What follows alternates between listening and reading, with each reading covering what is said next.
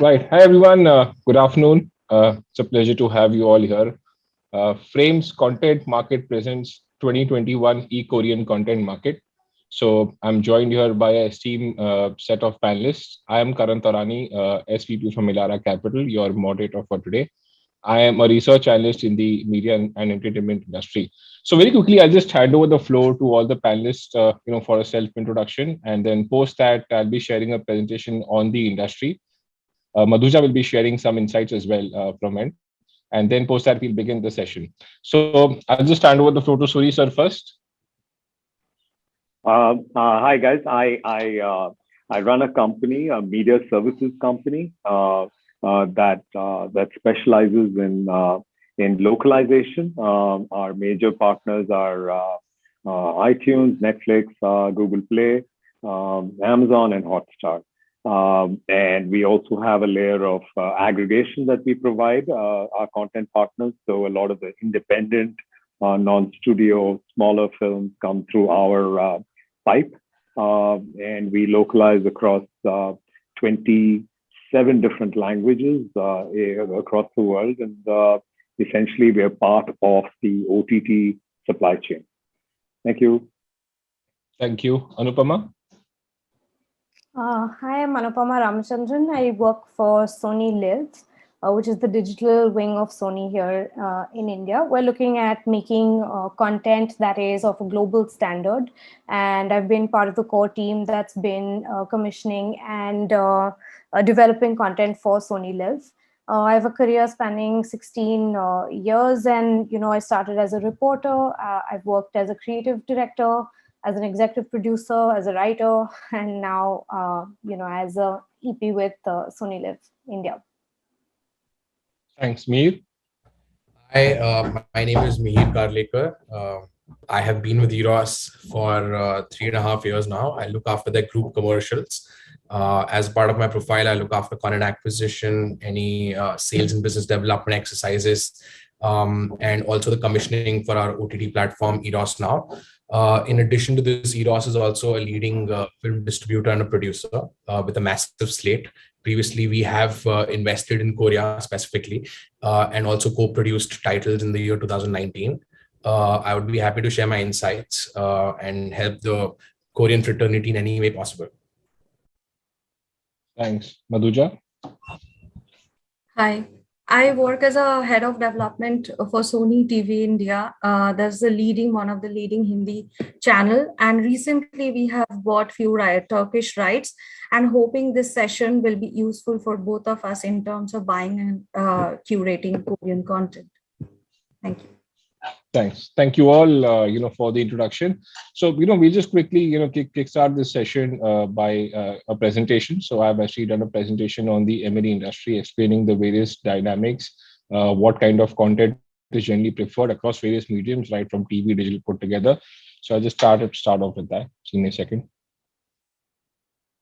Right. So, for all of you, basically just, give a sense on the terms of what exactly is the opportunity here and how the media and entertainment in India looks like. It's a very heavy TV market. TV is one medium which has got actually a lion's share today in India, and it's basically both the sides of it. People also like to pay for TV, and even a lot of advertising dollars today currently are on TV.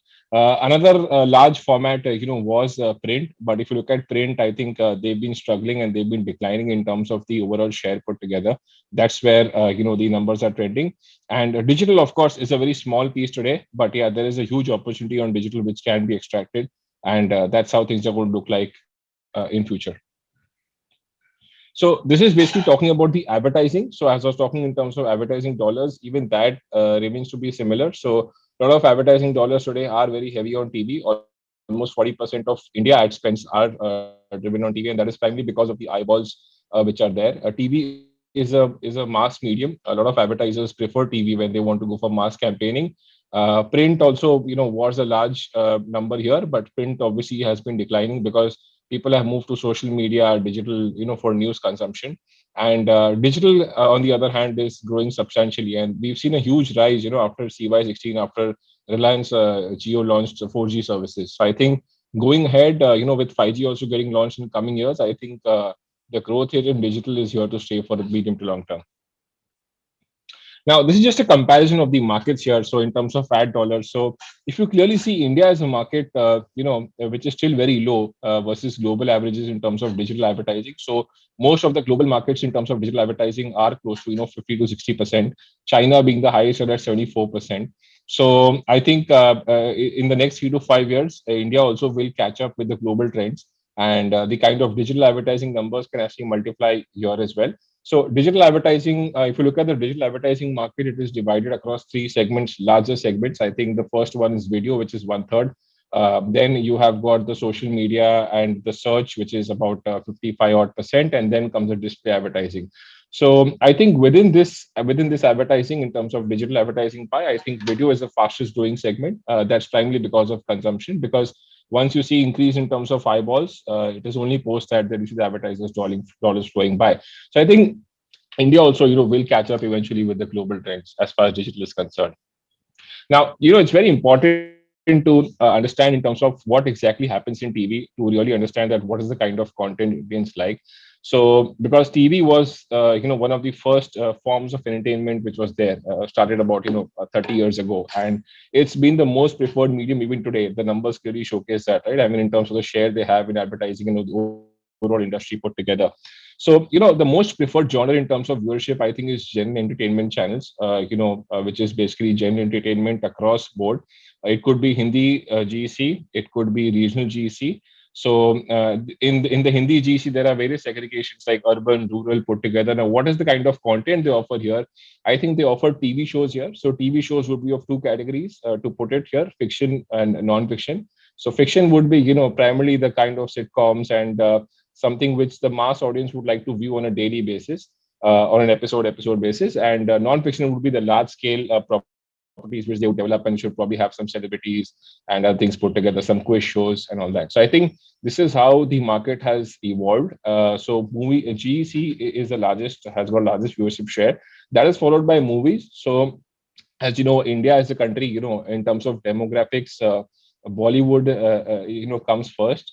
So cricket and Bollywood are two things which are worshipped here in terms of entertainment. So I think movie is the second here. So movies are also split across various categories. It's Hindi, regional movies put together. Now, if you look at the market, typically Hindi content is what they like the most because it's the largest speaking audience. And then after that, it's regional. And I think within regional, I think 70% of the regional market is dominated by South. So South, you've got Tamil, Telugu, Malayalam, Kannada, these four languages which dominate this entire regional space within South. So this is how the numbers are skewed here. Again, in terms of advertising dollars as well, even if you look at the breakup within genres, I think it's clearly dominated by the movies and the GEC genre. Sports and news and other infotainment are smaller genres, but I think Indian people really like to watch content, be it the TV shows. They really like to watch films as well.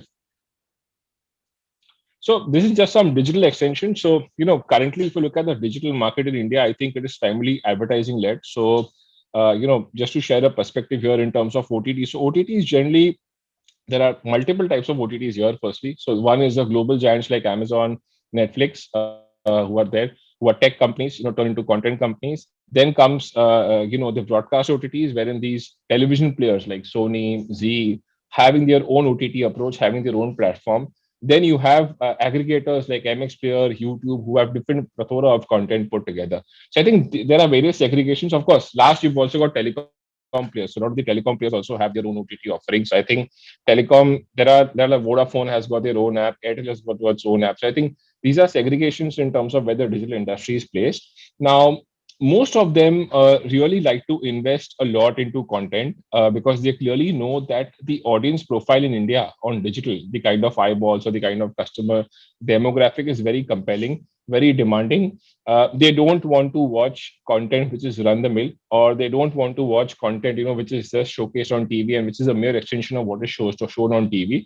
So I think there are large, hefty budgets as far as content investment is concerned. There's a huge opportunity there.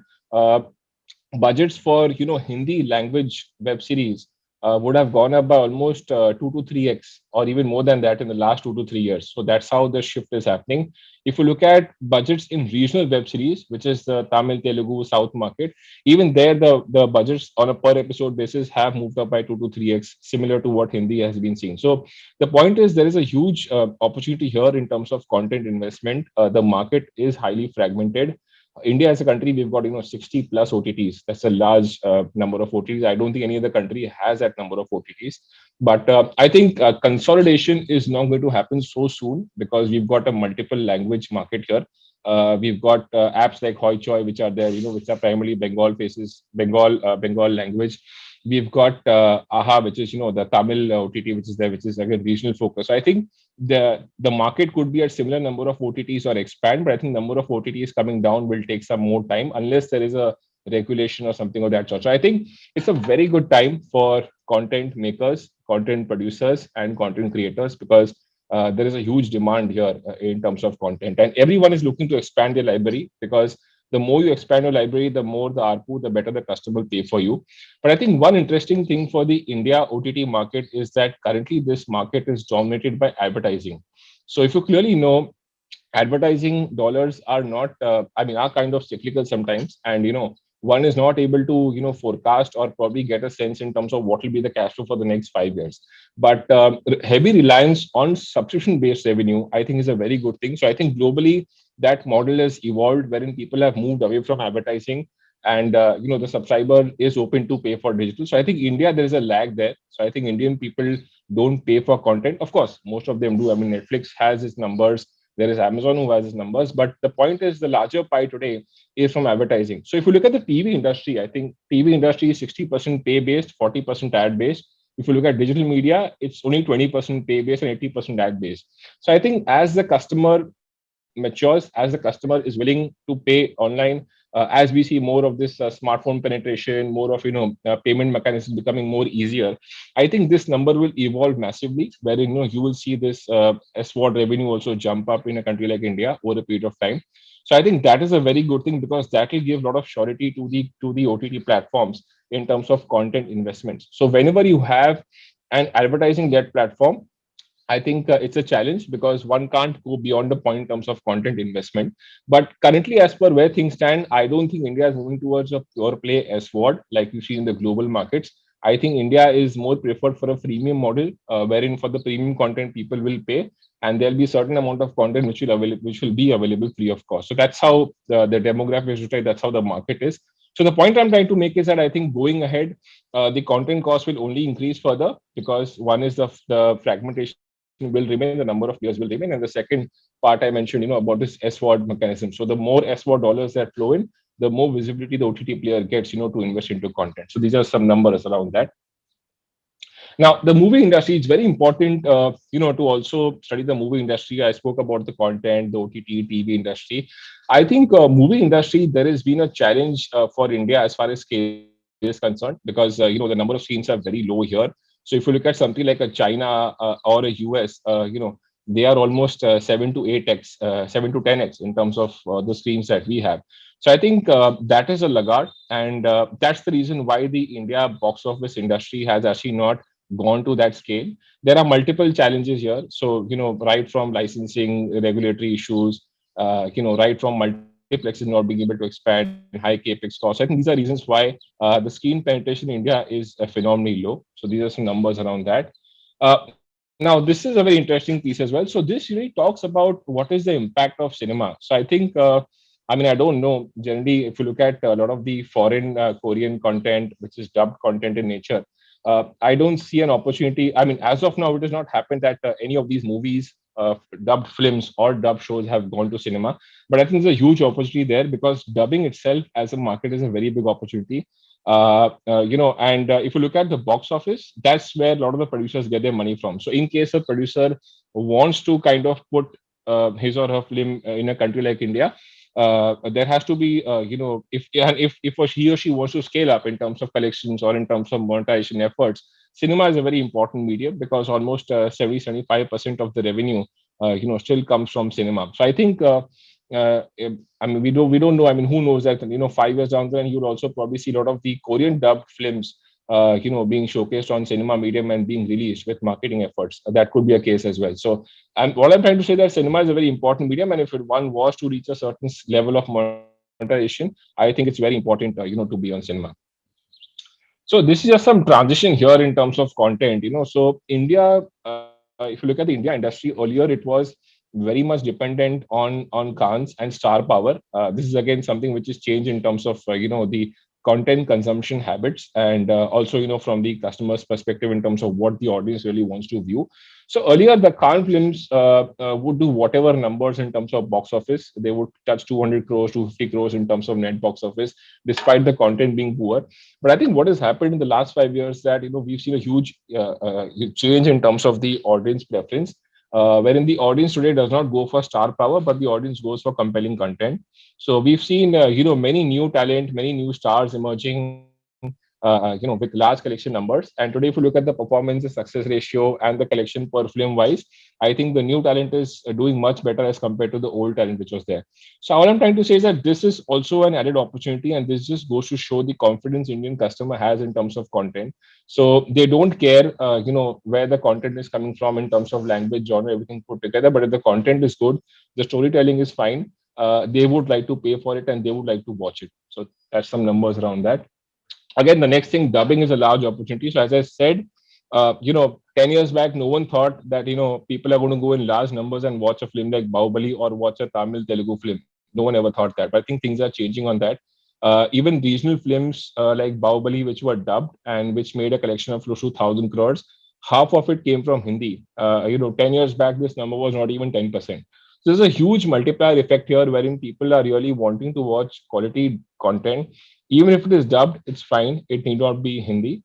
And the second part is also dubbing on Hollywood. So if you look at Hollywood, that's a case study to look for, because a lot of these films like Avengers, Lion King have actually done phenomenally well after being dubbed. And even on Hollywood, if you look at the numbers, do the math, I think 5 years back the dubbing revenue was nothing more than 5 to 7%.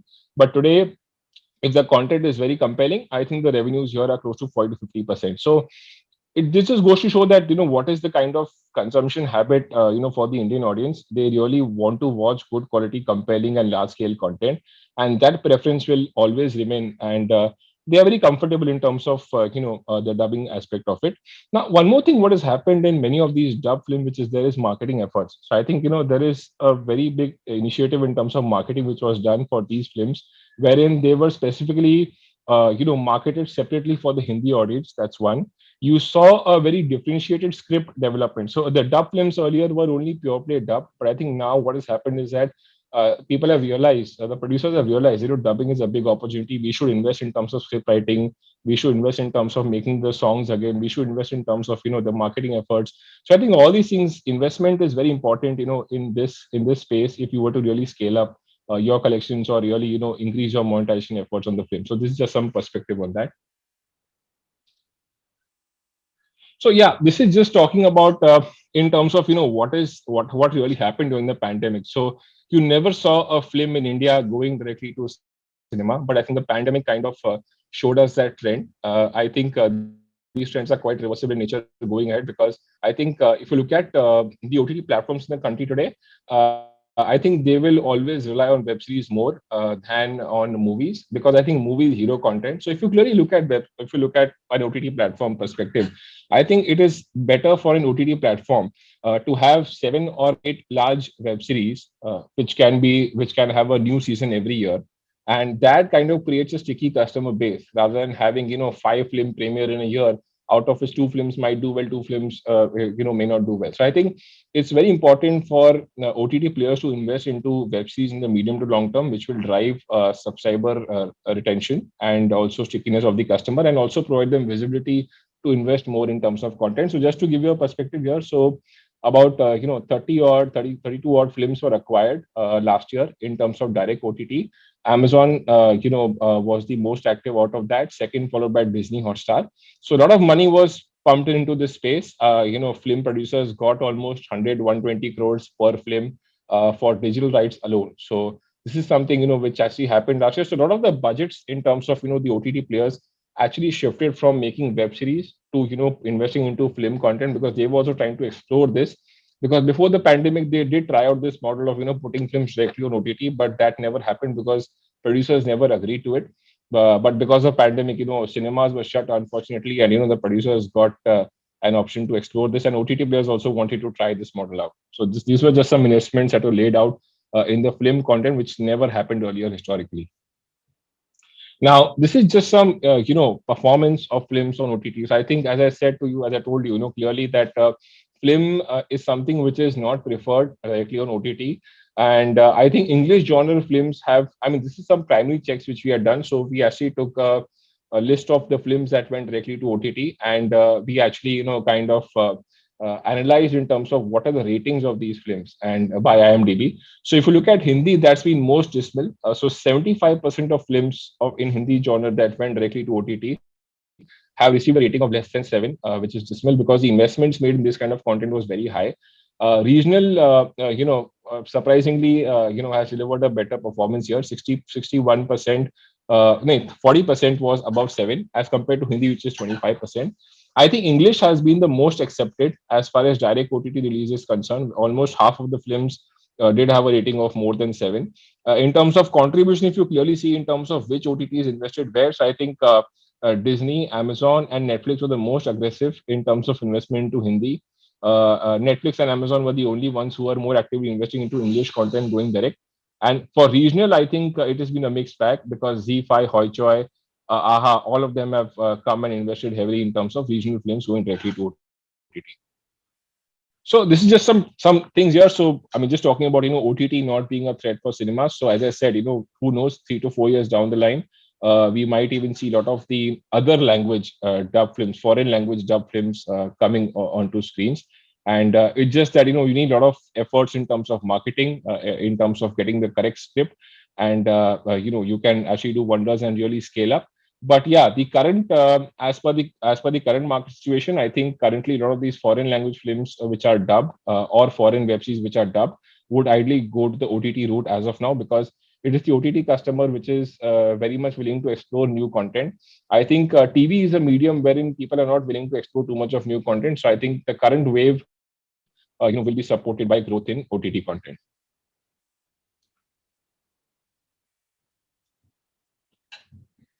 So great. I think that's quite detailed. So I'll just hand over the floor to Madhuja now for her presentation, and after that, we can begin the session. Over to you, Madhuja. Hi. So Karan has almost captured all the data thing, and my presentation will be from a content maker's point of view, what kind of content we are looking for Indian television. So before I present my content, I just want to welcome all the friends to Frame Content Hub. I'm Madhuja from Sony Entertainment Television. Before I start briefing you about Indian television viewing habit and the content that we make in set Sony Entertainment Television for Indian television, I would love to congratulate all the Korean distributor and producers and content maker for making 3 Ks that are now has become integral part of Indian household, that is K-drama, K-pop, and kimchi. Last 10-12 years back, when Boys Before Flower released, people only from media industry in India used to consume Korean drama. But in the last 5-6 years, thanks to various OTT platforms and finally the lockdown, actually triggered by COVID, created a paradigm shift in content viewing culture. People are viewing, evaluating, comparing content from different culture and language. They are expanding their horizons as well. Initially, it was felt that K-dramas are only popular amongst the youngsters, college goers, but post-COVID world has challenged the perception as well, because 35 plus females are now like who are the basically core viewers of Indian daily soaps nowadays. They are also watching Turkish drama, and they're also talking about Korean dramas like Crash Landing on You or Hometown Cha-Cha-Cha. It is forcing us, the broadcaster makers of Indian daily soaps, to think, introspect, and learn from the different narrative styles around the world and make our content more engaging and fresh. So let's talk about Indian television market. Indian television market is huge and diverse. It is diverse in terms of language and culture. and big in terms of viewing habits. In India, television is still the primary medium of watching content, and TV sets are integral part of Indian household. Television dramas are meant for family viewing audience, particularly catering to one TV household. Hence, family as an institution and emotion around relationship, family-based relationship resonate well with the viewer. Romance inside the family space, like finding love after marriage, has immense popularity. Struggle of women balancing home and work are also trending nowadays. At the same time, like viewers love to watch regular dose of horror and crime. Sony Entertainment Television particularly focuses on showcasing urban relationship dramas. In recent times, Sony produced content like Dad Ki Dulhan, where it captured the beautiful relationship between a middle-aged widow and his daughter, who tries to find the right match for her father. Another show, Patiala Babe, tells the story of a small town girl with a lot of dreams and aspiration, and how she empowers her mother and helps her to come out of a bad marriage. Like in recently we have launched, it's a remake of an old Sony show called Bade Achhe Lagte Hai. It's about two individuals in the mid-30s who lost hope of love and marriage, and how post-marriage they rediscover love and everything. So in past, Sony has bought many Latin American shows like Ugly Betty, and successfully made Indian version of those shows.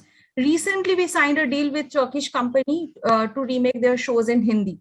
So unlike OTT platforms, where nowadays a lot of dubbed version of foreign contents are available, we as a leading broadcaster of Indian daily soaps are looking for content which we can reproduce, remake into Hindi, and make it more culture specific and relevant for Indian audience. Indian daily soaps are longer in duration. Normally, it consists of no less than 120 episodes, and each episode is half an hour of duration. Hence, we are looking for a novella kind of a format for TV. As a broadcaster, Sony has a presence in UK, US, Hong Kong, South Korea, Australia, UAE, and many other countries. While bringing the rights for remake, we would like to own the broadcasting rights and streaming rights of all those remake contents in all countries across the world wherever we are present. So we feel Korean genres like horror comedy, fantasy, sci-fi with the regular genre of drama and romance has immense possibilities in Indian television. Korean narrative styles are unique yet universal in emotion. We will be happy to do a remake of those blockbuster hits in India. A few years back in Indian television, the word K was, people used to think that it was very auspicious, and most of the blockbuster TV soaps used to start with the word K. Producers and channels used to think that K is auspicious and lucky for them. So hope this new set of K drama will also prove lucky for Indian TV as well. So that's it. And I'm sharing the presentation. So this is about Indian TV viewers. The total TV viewers, the last 4 weeks data is about 768 million people watch regularly Indian TV soaps every day. And amongst them, Hindi Gs, it's 238 million pay viewers and 100 million reach for Sony TV, and 96.5 billion total view on YouTube. Sony's presence in YouTube is very huge. And these are the contents which we have made recently and resonated. These are the urban kind of content which has a unique. Yeah, so Sony, as I said, that we love to see eternal universal relationship from a modern lens, urban stories and stories of partnership and family bonding. Apart from that, Sony has very popular crime, horror and thriller shows. And in the past, as I have mentioned, that we have bought the rights of Ugly Betty, which was a phenomenal hit. And very recently, we have also bought Turkish contents. So while buying those contents, we face some, issues with the distribution rights and copyrights and broadcasting rights, because Sony is present in many countries. So when we will do remakes, Korean remakes, we would love to acquire all those distribution rights as well, wherever Sony is present. So, and we feel that we are like whenever there are meetings with the producers and creative resources, they all watch Korean soaps, and there are references when we talk about characters and everything. They all give references to Korean daily soaps and the narrative styles, and we are very eager to acquire and to get the remake rights so that we can also make blockbuster hit and the can contribute to the diverse content of Indian television. Great. Thanks, Madhuja. I'll just hand over the floor to Mihir. Mihir, you can go ahead with your takeaways and presentation. Sure. This is rather just an impromptu thought which occurred to me, primarily from a perspective of helping the Koreans to better understand the right segmentation, the exact expectations with regards to finished programs, the formats, and certain other expectations as we as Indian companies have with their market, so that it's a reciprocal relationship from a business perspective. So the way I have done this is our content team has divided their requirement basis two main things. One is the finished tape, which is the ready products and programs that they have. And the second one is formats, be it fiction or non-fiction. So with regards to the finished programs, our genre specifications are that of drama, of romance and thriller, because at least in our ecosystem at Eros Now, which is the flagship OTT platform of Eros International, we have concluded that these three genres work the most from a relevancy perspective and innovation perspective for us. Also, the year of release is around 2015 onwards, not later than that. The minimum episode requirement that we have is around 10 to 12 episodes of minimum 30 minutes runtime. And the most important thing, which in my previous experience of either buying or selling Korean content, is the dubbing and subtitling rights for across all the Indian languages. Of course, that is a wish list from our side. There are times where the Korean broadcasters or distributors have refrained from giving all rights, but I think one feedback from Indian buying perspective is that they need to realize that as a studio or a broadcaster, be it a Sony or a Z or a Eros, we are looking at a pan market exploitation and an access which will help us further champion the Korean cause and also increase our content spectrum for the respective platforms. The next I'll move on to is formats. Here we are specifically looking at fiction series, because of the emotional connect that they have and the legacy attached to each of the shows. And then two other things which are at least of interest to Eros specifically. One are virtual gameplays, and second is esports. Now, what I mean by virtual gameplays is infusion of VR and AR in, let's say, a non-fiction format, right? So the way you have a Got Talent or Idol, where the contestant sings or performs. Imagine the same format where the contestant is rather playing a virtual game, which is being watched as a third party by the audiences on television. And esports, of course, which is a phenomenon well known in Korea. The minimum episode requirement here that we're looking at is around 15 to 20 episodes of 30 to 60 minutes each. And now, again, I will deep dive onto the prerequisites for formats. This is, again, based on my personal experience at Eros and also my previous employer, Keshet International, where I used to look after sales for certain specific Korean titles. So this is a first-hand lowdown in terms of what are the routes to avoid and what exactly is the expectation from Indian broadcasters. So the first one would be a well-designed production and format Bible. The thing that we have noticed is as we go deeper into the formats which are probably a bit legacy, surpassing 2015 or 2010, the production and format Bibles for specifically the fiction series seem to be a little shaky. The second is, of course, because us as broadcasters, and Madhuja will probably agree to me, is we also need access to the original writer of those specific shows. Yes, we understand that they are Korean, but we need to understand from a creative perspective the vision that they had when they first conceptualized and idealized the show. And the second is, and the third is, we also require English scripts to be available. Most of the times, probably this is my experience firsthand from 2016, where when the K culture and the drama had just started proliferating India, a lot of feedback that I got from studios, be it a CJ, SBS, KBC, was we did not have English scripts which are primarily the most important thing for, let's say, dubbing or any kind of localization for our broadcasters. And then another important point that Madhuja actually already has mentioned is there needs to be no rights restriction for local language remakes. As Madhuja has previously mentioned that, for example, Sony is available across multiple jurisdictions. So is Eros now. It's across available in the world.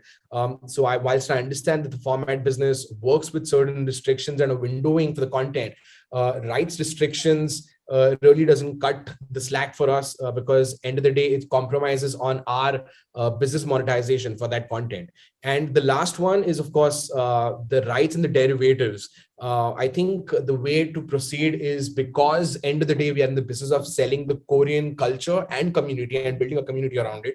What we also would like as broadcasters or platform owners is a certain depth of understanding in how can we liberalize the marketing aspect or probably drive peripheral content around it or probably make a game around it, right? So that's the two big expectations on the format side.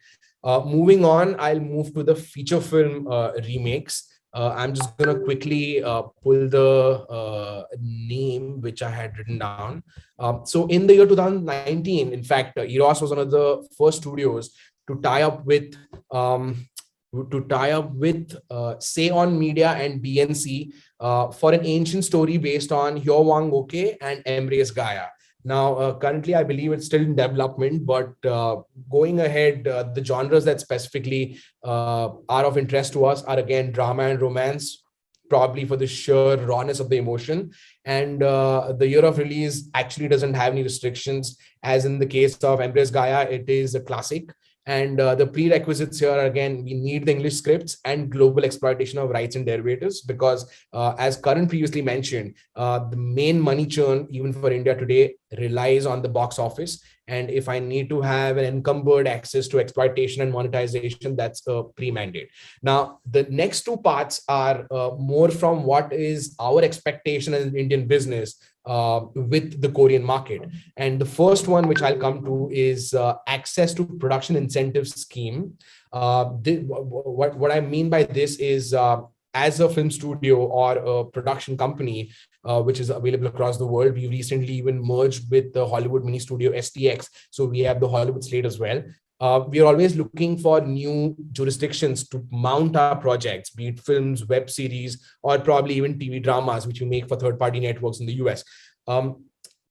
Production incentives not only helps us deep dive on the bottom line and incentivize the production, but also helps us get access to the local talent and invariably, builds a ecosystem of co-productions, which is, I think, the future from a film business. So I am primarily just mapping down the three primarily prerequisites that we are looking for. One is tax credits, one is cash rebates, and the second is any special grants. Let's say if I shoot in the city of Busan, would I get additional incentives? And also a production deck, if we can get hands-on with the details of the location, the facilities, probably the sound stages, specifications of water tanks, and so on and so forth.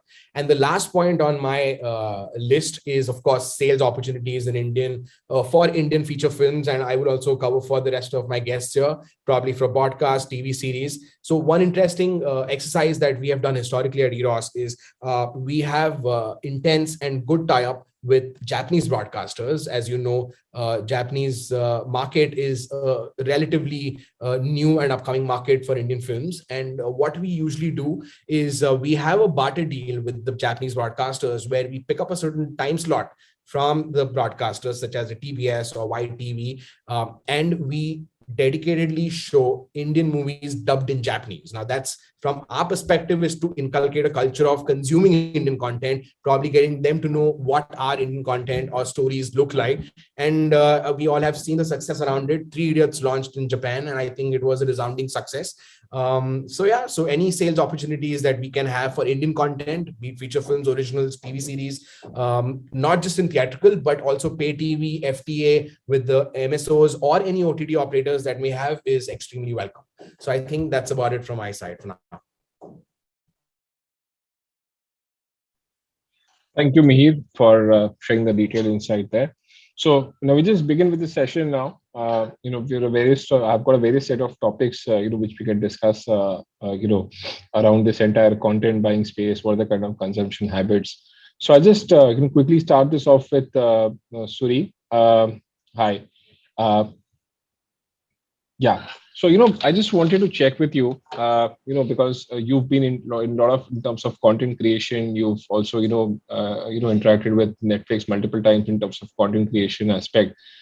Can you highlight some trends in India and basically the demand in terms of the web series content? Because we don't know exactly, I mean, what are the kind of genres on web series that are preferred, right now. It's still a very try and test market right now, but any kind of success stories, what are the genres that are preferred that can give an insight, to our Korean producers and creators in terms of what is the kind of content they can create for India?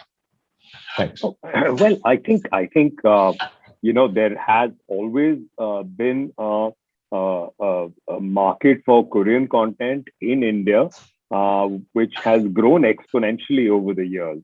I think it started off as a sort of a niche, sort of a very urban play. Now I think it has reached out to a number of people in India. Let's take Squid Game away because I think that's like a phenomenal aberration. One of those things just went completely viral across the world. But I think Netflix has a huge, sort of Korean library as well as focus on Korean content because obviously Korean content has been traveling internationally.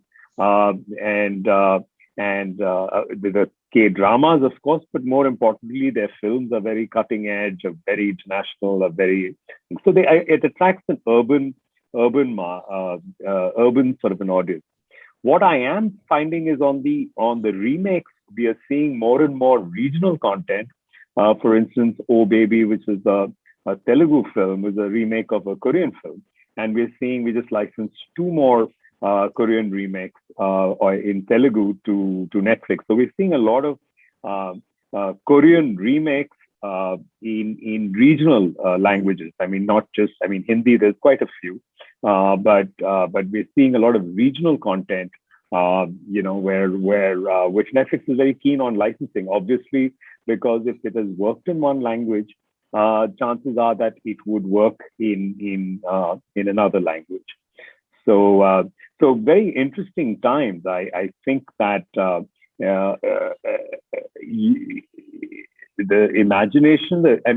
I would say the Koreans are excellent storytellers. They have a particular sensibility that Indians kind of relate to.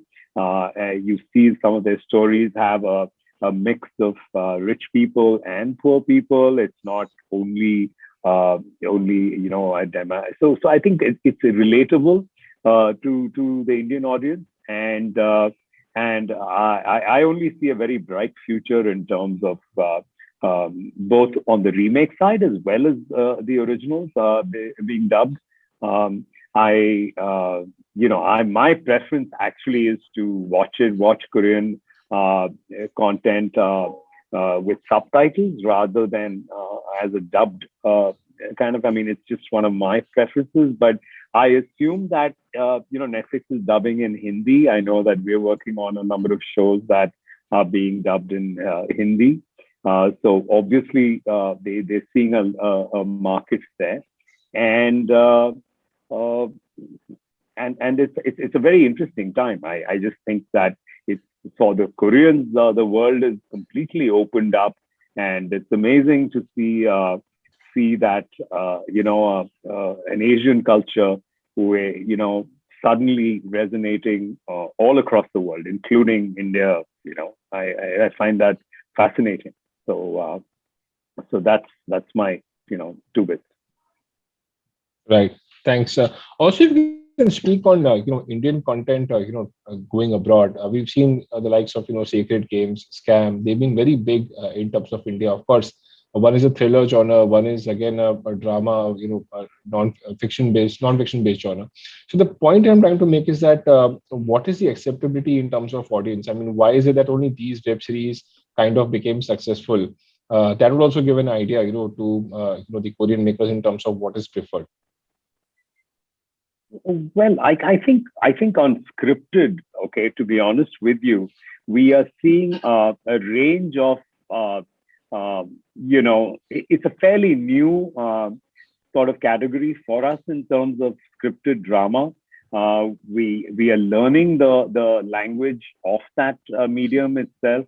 Uh, I understand that almost every week there's a new show coming out in a variety of different platforms, right?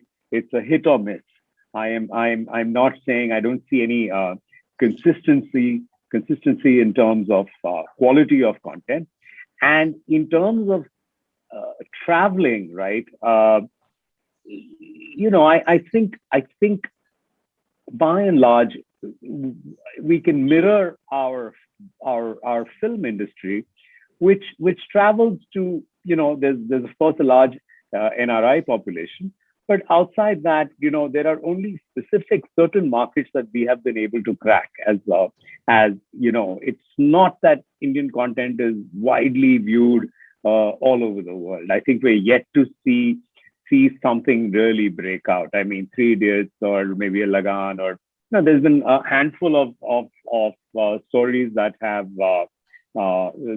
really traveled, but I think that both the Koreans and Turkish content, they seem to have been able to connect far more with, and even the Latin Americans. I mean, the Latin American dramas have been able to find a wider audience uh, in terms of a larger global play. Now, I think it's largely because we've not had that much of exposure and the incentive to make it. But now that we're seeing a lot of money and investment coming in, we're going to see more and more good co-productions coming out, more and more interesting kind of narrative structures, and also from my industry sources, I understand we have a severe paucity of good writers. We traditionally, our writers have been underpaid. We haven't been able to develop, and I think at the end of the day, one thing is clear, that your content has to be really powerful and has to resonate, And so I'm hoping that these investments that both Amazon's making, Disney is making, Eros is making, Hotstar is making, all that filters down to better quality writers and better quality products that we can see. I'm very hopeful. I think that we have a lot of creative talent in this country, and I think exposure is fantastic, because now you're seeing great products from not just Korea but from Iceland and from other parts of Europe and Turkey, etc. And you're inspired, right, as a creative, to say, okay, let me think a little bit outside the box. So I think that we're seeing definitely a big renaissance and a boom, and I'm glad to say that there's a lot of more money being spent in development in India, and I'm sure we'll see some excellent good shows coming out. Right. Just to add some data also on that. So if the presentation which I had shown, Hindi film industry or the overall film industry in India, only 10% of revenue came from overseas market. It was 90%, which was, India led. Comparatively, if you look at the developed world, which is the US markets and all put together, 60% comes from non-US markets. I think definitely there is a shortage, of the creativity aspect, script writing, everything put together, and that just kind of showcases that what could be the demand for the dubbed nature of content. If the creativity aspect is compelling, this kind of dubbed content can be very well accepted, be it on TV or on web or on cinema, everything put together. Great. Thank you so much for those insights. I'll just move on to Anupama as well here. I'll just bring on the conversation. I know we've been long waiting, but thank you for the patience. So, there are a lot of dubbed content all over the world. We've seen Spanish content. We could have seen probably, Japanese content, German content. But why Korean content? I mean, what is that competitive edge that Korean content has got versus other languages, and why has Korean content selectively done well in a country like India, and even globally for that matter? Why has Korean content, gone and set examples? What is so different about the creativity aspect there? Yeah, that's a great question, Karan. And I think everybody's weighed in, on what works and what's been kind of trending in out of that's coming out of Korean content. I would say in India specifically, firstly, from a layman's perspective, I think there is a sense of relatability in terms of just the cultural context or the value systems that exist. There's something that's familiar, and so I think it's not so alienating. So even for, as Madhuja was saying, for the TV viewing audience here in India, I think there is a relatability that's there in that content. That said, it can be extended to other Southeast Asian countries as well, I suppose. So what's the edge that Korea has? I would say that an Indian audience now has access to global content. We're watching, like you rightly pointed out, films or series from all over the world. And so what we're looking at is a global standard. We're trying to aspire to a global standard in our writing, in our storytelling, in the cinematography, in the way that that performances have been elevated. And I think that's what I would say that the Korean market offers really, really, a shoulder, a head and shoulders like above maybe others, that they have that kind of finesse in not just their execution, but even their narrative structure and style of storytelling, which is appealing to audiences. So specifically for OTT and, talking about Sony Live, I think we would be interested in taking content and not just dubbing it. I think people are not so averse to reading subtitles. Although when you want to reach a broader kind of audience base, you'll take that and put it into many languages. So like Mihir also mentioned, it's important for us to cater not just to the Hindi speaking, but because India has such a wide variety of languages, and there's south, there's north, there's east, there's west, and all of these people are consuming our content. We would want to make it accessible to everybody in those multiple languages. That said, that's what you see in India, right? Within our country itself, we consume content from other parts of the country, and we don't know the languages necessarily. We don't speak all of those languages. So we're not averse to reading subtitles. It's already kind of inculcated within the culture of the Indian viewing habit, which is why also I think that when you bring Korean content or you bring any other languages here, we're not averse to kind of viewing it and consuming it. Right, very interesting. So yeah, I mean, definitely other languages haven't picked up. We've seen so much of Chinese dubbed content coming on so many of the OTT apps, but apparently the acceptability has not been there. So I think Koreans have got the cracked the code, right? Just like how Ekta Kapoor had got with the case K drama back in those days.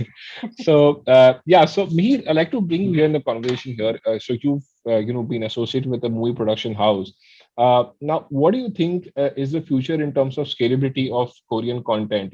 Could these Korean films apparently see cinematic release on a large scale?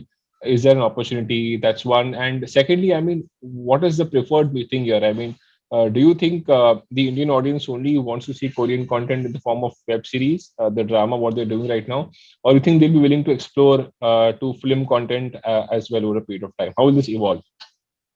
So I think we rather take a little step back and first understand what defines a successful piece of content, right? Historically, we've always seen consumption reports which claim that certain genres do well or certain languages do well, right? My perception towards the whole ecosystem is a bit different. I actually believe that the content consumption or the success on a platform, be it theatrical or OTT, relies on three main things. One is packaging, one is relatability to the audience, and the second is the innovation aspect of it, right? Now, if you look at Korean titles, be it feature films or series, they check all the boxes, primarily because of their rich cultural history and the legacy with the entertainment business. Back at home, you'll agree that the historical Indian cinema that has always been star cast driven. Now, although it seems very regressive today, that is the truth. And the logic behind that was us as producer, right? We always want to hedge the risk because end of the day, the producer is putting all the bucks. So to answer your first question, do I see Korean drama releasing theatrically? The answer is probably yes, but there is still time to reach there. However, you need to realize with the advent of digital platforms, the entry barrier for the production has become very easy, right? So it's easier for me to just remake a Korean movie, probably in a sub 10 crore budget, and then look at it direct to digital OTT, right? Today, we are in a content phase where the cinema meant for massive theatrical releases being directed to digital, direct to OTT. And the reason for that is basically it's giving the producers a perspective of different monetization avenues that they have, and also streams such as Korean to further ride this unprecedented wave of COVID, which none of us had expected. Now, the last part which I would like to make is the distinguishing aspect of Korean content is the emotion. As I've already mentioned, we at Eros, we are always looking to take on amazing script, attach with amazing writers, and see how can it be localized with a bang. Right. So again, the same aspect here clearly that the packaging innovation, the way it is structured, the way it is made, the creativity aspect, all these elements are really perfect, for the entire world to view. So it's very consumer friendly, so to say. Madhuja, I would like to get your perspective here on the TV segment. So so on the TV business, we've generally seen a lot of movies getting dubbed, specifically regional films that have been dubbed, and we've seen a phenomenal response. I mean, right from Sony, Max, other channels that dub regional films. Do you believe there's an opportunity of dubbing foreign content on TV?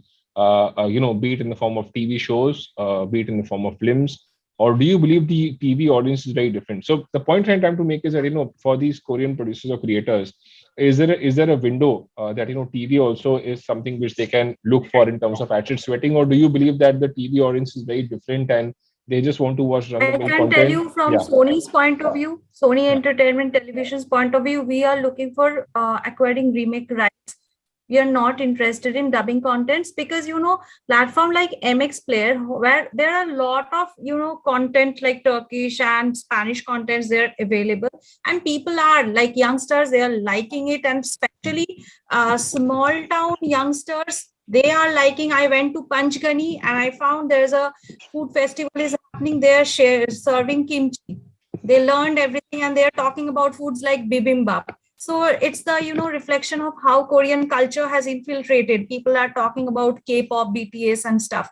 But I think when it comes to television content, people love to see Indian content, look and feel and culturally. But universal emotions like why Korean content are very in, because it's very rooted. At the same time, they have incorporated all the modern technologies and look and feel wise, it's very, very global in nature, but emotionally also it's universal. At the same time, they are very proud of their culture. And in if we talk about the narrative style, everything, be it drama content, be it crime, everywhere there's a take of humor. So it's not like if you talk look at Spanish telenovela, the drama content is normally full of dramatic scenes. But when it comes to if you see Inheritors or many other popular Korean daily soaps, how they incorporate the humor into it, that is making it very special, like the genre of horror comedy. Why it is doing extremely well. So it is like in a one TV household, that kind of narrative can work extremely well and people are following that. So I think that for dub content, Sony, we are not interested. But however, I think there are many players who might be interested in taking dub content. We are interested in acquiring remake rights. Right. But you think there is definitely an audience base Yeah, who would like definitely. to watch dubbed content on TV? Definitely. No, on TV, I can't say, because right now OTT platforms and there are free platforms on YouTube. If you see, I don't know whether they're pirated or not, but youngsters are watching dubbed contents, and it's they're watching Korean content, they're watching Chinese films, and they're watching a lot of Southeast Asian and Arabic contents. So maybe there are, but I don't know financially, business wise, how much is it viable for a TV channel to, run a dubbed content? That I can't answer. Right. Very interesting. That's okay. So, Suri, I'd like to bring you back in the conversation. Koreans have always been famous for making drama content. I mean, that's what is done well: drama, romance, all these kind of genres. What do you think is the scope and potential here for a large, large scale fiction based kind of a series which is there, something like Squid Games, what Squid Games did for Netflix. Is there an opportunity, for that kind of web series to be created, and you think that can have a compelling proposition in a country like India? Uh, end of the day, right? I think it comes down to imagination. Okay, we there's lots to learn from the Koreans. Okay, 20, 25 years ago they were not in the map. There was Iranian cinema, etc. Then the Koreans came with a bang. They've been making very cutting edge content on the film side. Their dramas have a big following, not just within the Korean community, but across Asia and many parts of the world. Uh, I, I'm a little wary about saying that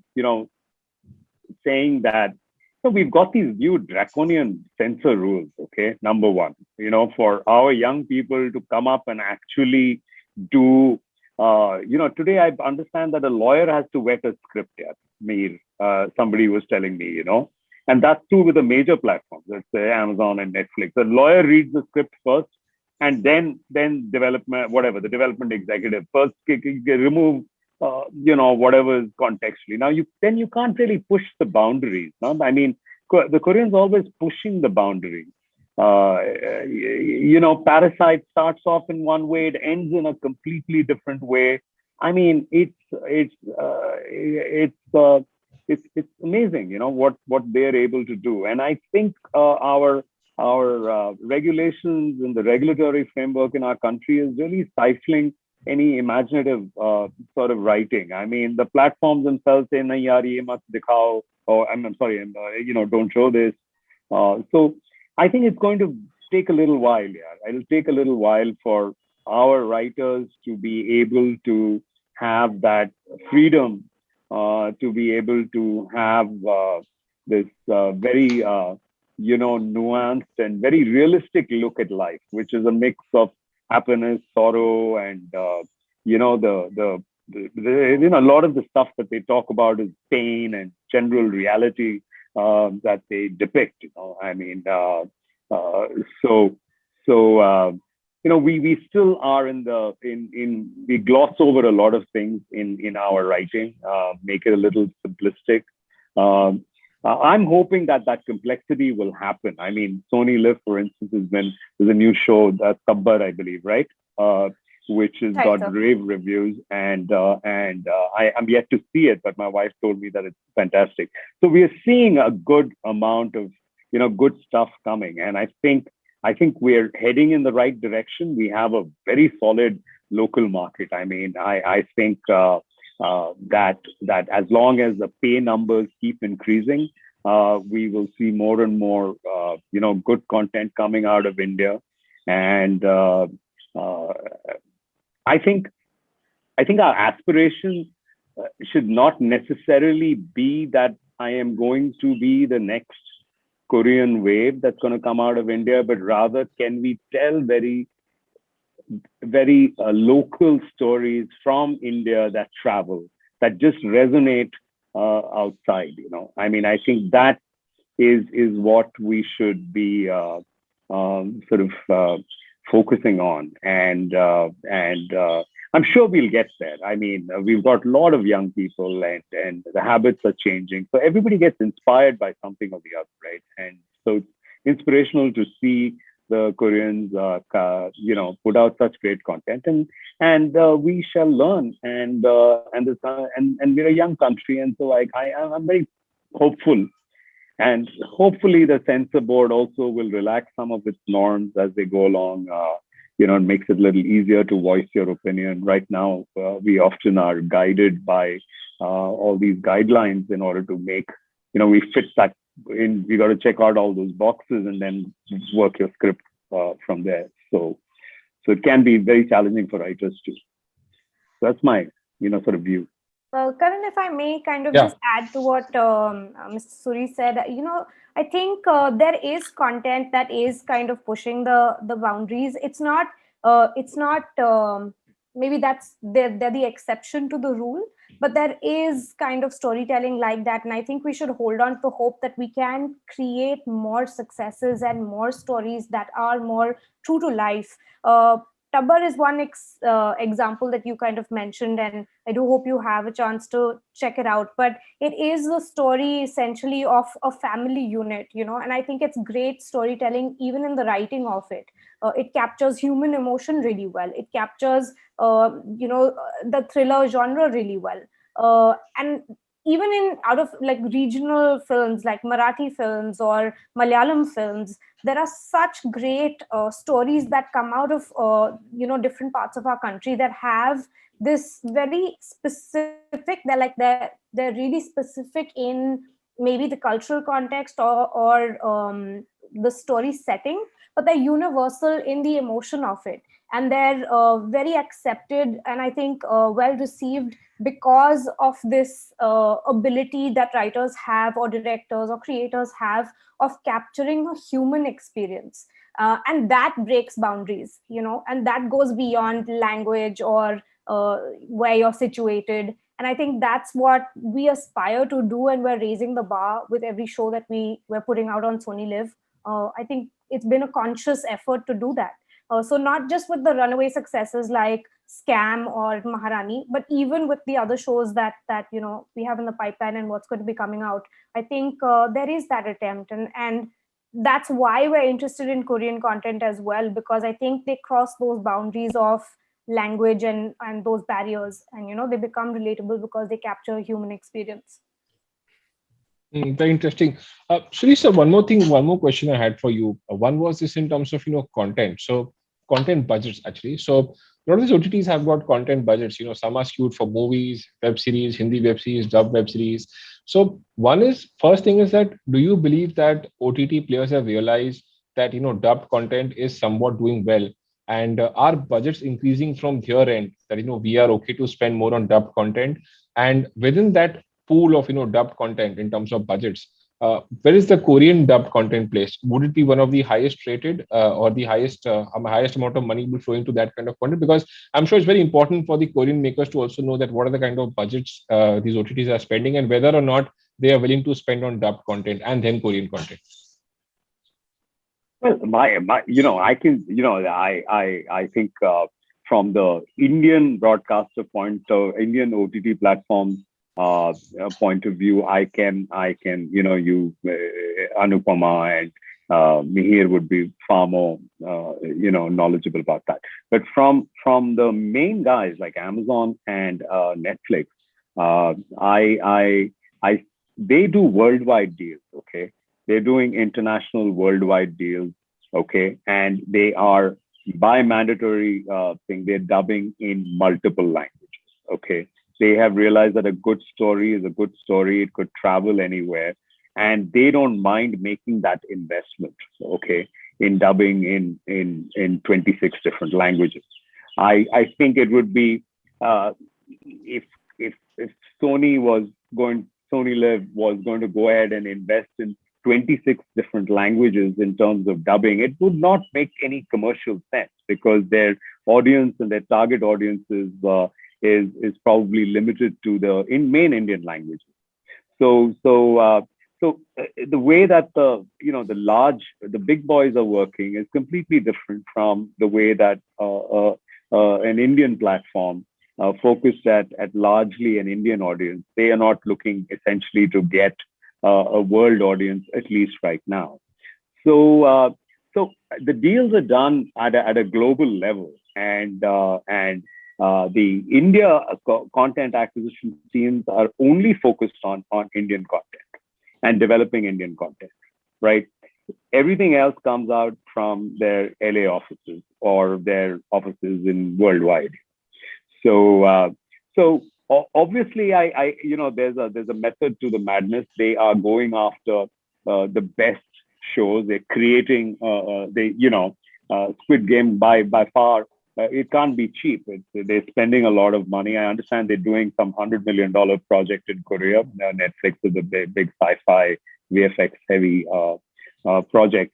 So I don't know whether it's fair to compare what those guys are doing with what our Indian platforms are doing. I think we are being selective. Today you can't say that I am going to dedicate 20% of my programming budget for Korean content. I think that would be a little irresponsible because, there's great content coming out of everywhere.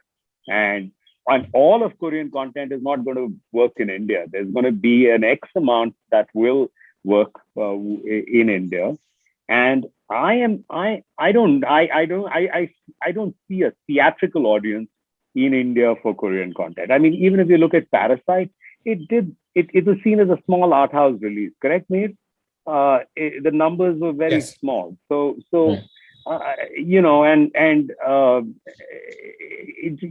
dubbing Parasite and Malayalam just because you think there's an educated audience in Malayalam is not necessarily going to work in Kerala. It might work in broadcast and bits and pieces. It's still a small developing market. I would say that it's an interesting market. And it's an interesting country, and it would be great to do some co-productions, I think, between India and Korea, and maybe that can be a start of some greater stuff happening, collaborative work, or maybe having even a Korean director come in and direct an Indian series. I mean, to just get a perspective would be very interesting, to see that. Right. So I think we're just running short of time. Just one last question, if I can squeeze into Mihir, in terms of marketing initiatives. How do the OTTs typically think around marketing initiatives on dubbed content? Are they willing to invest big amount of money, and what is the kind of impact it creates on the eyeballs? Yeah. So I think the two main things which will help drive consumption and also build a sustained pipeline for your content slate, be it not just Korean, probably Turkish, some other languages, is localization and how you're marketing, building a community around it. So this is specifically important for the tier 2 and 3 markets, which are the next focus of growth for the OTT platforms in India. Now that the audience perspective towards foreign content per se has opened up, it is also the responsibility of the platforms to further deep dive on the consumption and make it more palatable to the next set of audiences domestically.